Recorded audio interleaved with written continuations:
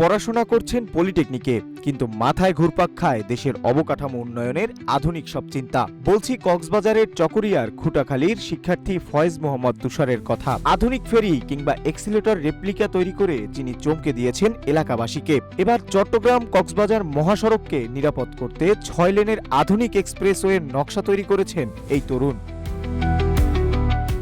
এই শিক্ষার্থী চট্টগ্রাম কক্সবাজারে 6 লেন মহাসড়কের একটি নকশা তৈরি করেছেন। যদি এটি বাস্তবায়ন হয়, যাত্রীরা দ্রুত এবং নিরাপদে গন্তব্যে পৌঁছাবেন। সেই সাথে দুর্ঘটনায় খালি হবে না কোনো মায়ের বুক। প্রকল্পের নাম দেওয়া হয়েছে আধুনিক এক্সপ্রেসওয়ে।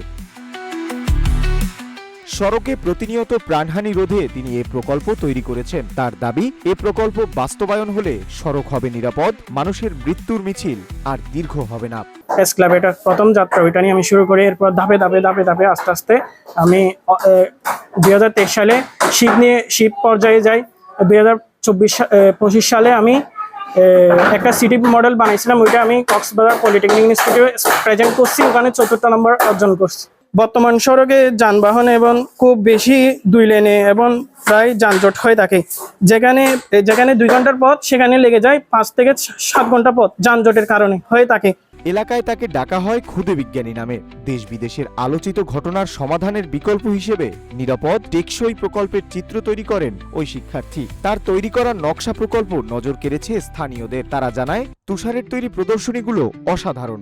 সরকার চাইলে তার মেধাকে কাজে লাগাতে পারে। ছোটবেলা থেকে একদম বিভিন্ন ধরনের জিনিস সে মানুষের সামনে উপস্থাপন করতে, এমনকি যেগুলো মানুষ বিশেষ করে ওই বয়সের ছেলেরা চিন্তা ভাবনা করতে পারে না, ওইরকম আর কি।